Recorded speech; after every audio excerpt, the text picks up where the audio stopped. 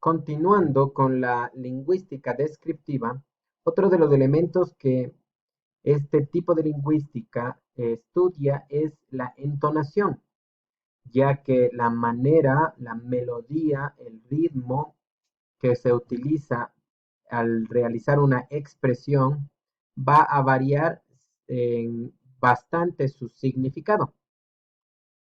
Entonces, en definitiva, ¿cuál es la importancia de estudiar lingüística descriptiva o cuál es la importancia de la lingüística descriptiva para nosotros en la formación como psicopedagogos? La lingüística descriptiva permite identificar a qué nivel se puede estar presentando la dificultad en el lenguaje.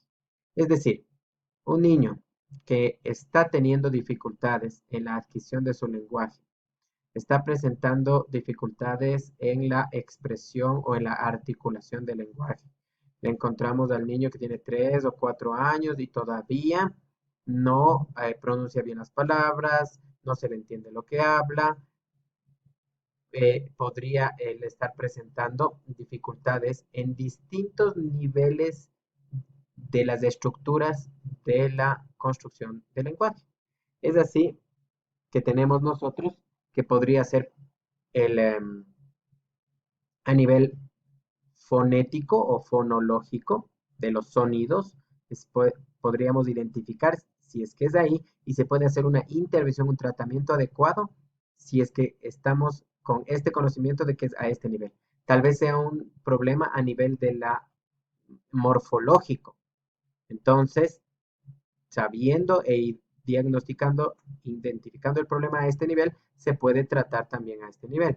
Podría ser un problema eh, a nivel sintáctico, es la forma, la estructura del el orden de las palabras que está utilizando, el orden de los sonidos, el tema de las conjugaciones de los verbos, de lo irregular en algunas partes del idioma en particular. Entonces, sabiendo esto, también se puede tratar ahí. Entonces, por eso se estudia la lingüística descriptiva, lo cual es muy importante para nosotros. También existe otro tipo de lingüística denominada generativa. La misma propone que existe una estructura mucho más profunda que la que está siendo presentada por la descriptiva, que mm, digamos, limita solamente a patrones, a sonidos y a estructuras. Por lo tanto, encuentra estas estructuras más profundas, la lingüística generativa, por ejemplo, en las transformaciones pasivas e interrogativas de las frases o de las oraciones. El momento en el que una misma oración se puede reorganizar de diversas maneras, pero sigue manteniendo la esencia del mensaje, el sentido del mismo, nosotros vemos que existe una estructura más profunda que el solo orden de las palabras. Por ejemplo, nosotros podemos decir que Daniela lee el libro, pero podemos decir que el libro es leído por Daniela. Esta sería una transformación pasiva, lo cual nos demuestra a nosotros que no solamente es la estructura u orden de las palabras la que está presentando un sentido eh, en las oraciones o frases, ya que en este ejemplo que se ha dado, se reestructura el orden de las palabras y aún así se mantiene el sentido. Entonces, para la lingüística generativa, el significado es más importante que la forma. Se puede hacer usos de elementos paralingüísticos. En la lingüística generativa estudia estos elementos paralingüísticos que permiten enriquecer o aclarar el sentido de las expresiones. Así se utilizan ilustraciones, gestos, símbolos o situaciones. Y si se juntan estos elementos paralingüísticos con los elementos lingüísticos, los mensajes quedan en su totalidad comprendidos o expresados de manera adecuada. La estructura profunda que estudia la lingüística generativa permite la generación de diversas estructuras superficiales. Entonces, si es que tenemos y comprendemos el sentido más profundo de las expresiones y por ende del lenguaje, podremos hacer una diversidad de combinaciones en la sintaxis de las oraciones y frases para poder expresar las mismas ideas.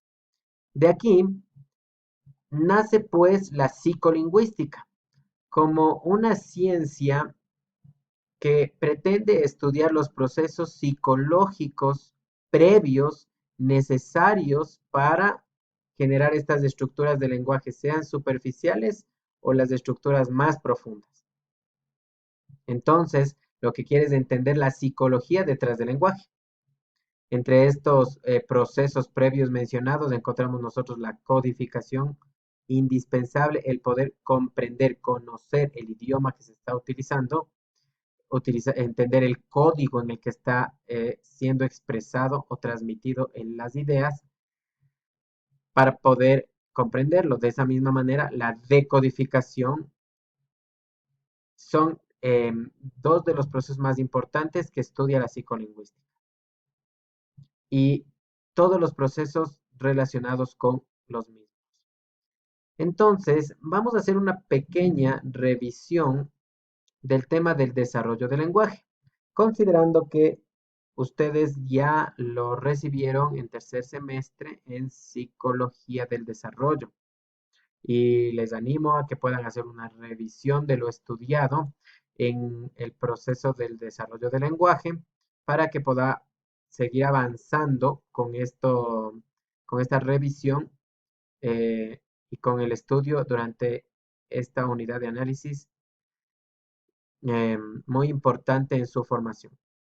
Así tenemos que para Piaget, él plantea que existe eh, dos momentos de lenguaje, un lenguaje egocéntrico y un lenguaje socializado. En este lenguaje egocéntrico, al niño pequeñito no le interesa el interlocutor y se evidencia que acompaña mucho sus expresiones con acciones.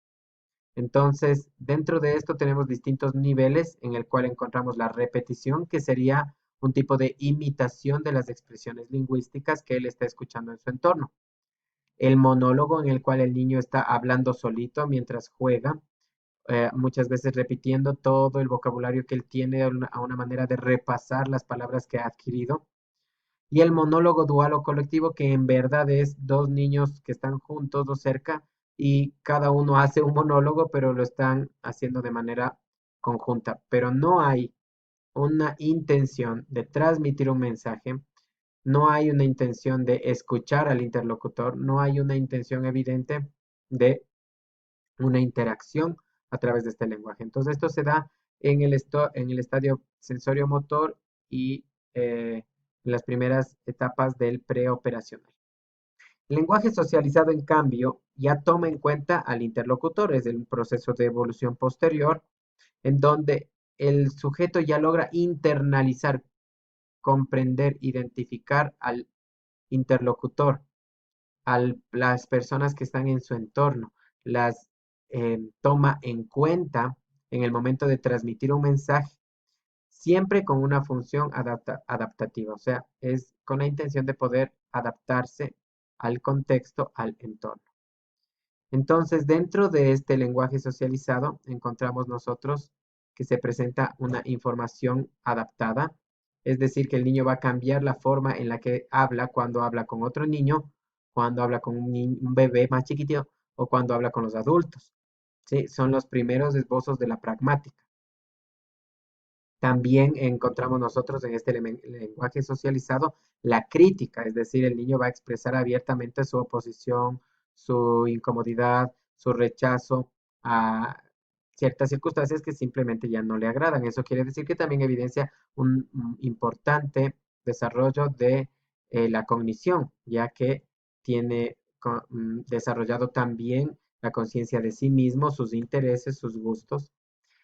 Utilizan este lenguaje para dar órdenes, para hacer peticiones, para realizar amenazas, para hacer preguntas y para dar respuestas. Entonces, Piaget lo estudia de esta manera y podemos encontrar nosotros en los distintos estadios que él presentó también el avance en el progreso de la adquisición del lenguaje de los niños. Em, la psicolingüística plantea de manera un poco más actual dos etapas claramente identificadas en relación al desarrollo del lenguaje. La etapa prelingüística y la etapa lingüística. Entonces, esta etapa prelingüística va hasta el momento en el que el sujeto adquiere las primeras palabras, o sea, cuando comienza él, hasta antes de que él comience a hacer las primeras articulaciones. Esta etapa en la cual el niño se prepara adquiriendo una serie de conductas y habilidades a través del entorno, es básicamente la interrelación entre el niño y el adulto, lo que, lo que se genera entre ellos. Entonces él va a estar escuchando los sonidos, repitiendo los sonidos por imitación, intentando transmitir información y mensajes, haciendo un esfuerzo por hacerse entender, pero siempre sin articular todavía palabras desde un punto profundo de sentido. No olvidemos que en esta etapa los niños tienen una gran comprensión del lenguaje, es decir, ellos comprenden muchas más palabras de las que pueden llegar a pronunciar. Entonces, se ha estudiado 5 subetapas o niveles en las etapas del desarrollo del lenguaje en la etapa prelingüística, siendo así lo primero unas vocalizaciones reflejas. Llanto, el arrullo son los primeros mecanismos de comunicación que ellos tienen y expresiones. Luego pasamos al gorjeo, luego pasamos a un juego vocal. Estamos hablando nosotros de vocalizaciones hasta alrededor de los 2 meses, el gorjeo hasta alrededor de los 4 meses, el juego vocal hasta alrededor de los 6 meses, y a partir de los 6 meses vamos a encontrar un balbuceo reduplicativo, en el cual un fonema es repetido varias veces, la, ta, más o menos a partir del 6.º mes, y a partir del 9.º mes vamos a encontrar nosotros el balbuceo no reduplicativo, en donde ya comienzan a esbozarse las primeras sílabas que van a permitirle construir las primeras palabras. En la siguiente etapa, como les había mencionado, la etapa lingüística, esta se da aproximadamente alrededor de los 12 meses, eh, en el momento en el que el niño comienza a integrar el contenido, las ideas, los sentidos de las palabras con la forma, la pronunciación y la estructura de las mismas. Y le comienza a denominar claramente a los objetos y a las personas con estos términos. Por favor, una vez más hago la aclaración. En la etapa anterior, prelingüística, el niño no puede todavía articular las palabras con sentido, pero ya las comprende. Un niño de 8 o 9 meses comprende una importante cantidad de palabras, incluso hasta 50 palabras antes del año, que le permiten entender lo que está pasando en su entorno, aunque él no tiene la capacidad faringia, la capacidad en su laringe, la capacidad en sus cuerdas vocales, no ha desarrollado completamente las habilidades en la musculatura de la lengua, el paladar y demás para la pronunciación adecuada de las palabras. Entonces, en esta etapa lingüística, en cambio, encontramos nosotros un avance mucho más notorio, mucho más consolidado de la adquisición del lenguaje hablado, de la articulación de la misma. Encontramos, por ejemplo, el momento holofrásico, donde los niños alrededor de los 12 meses y un poco más, hasta los 18 meses, utilizan sustantivos, palabras únicas, es decir, que con una sola palabra están expresando una idea completa.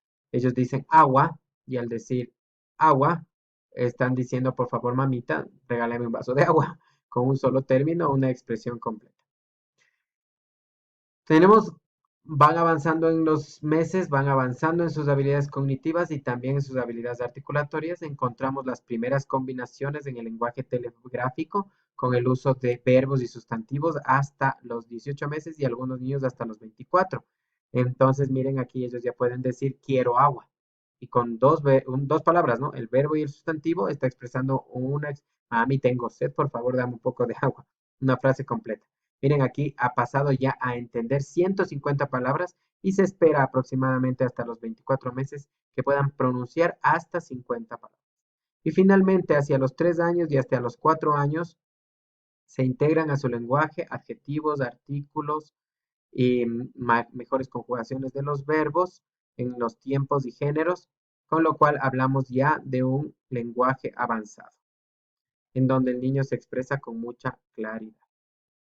Muchas gracias.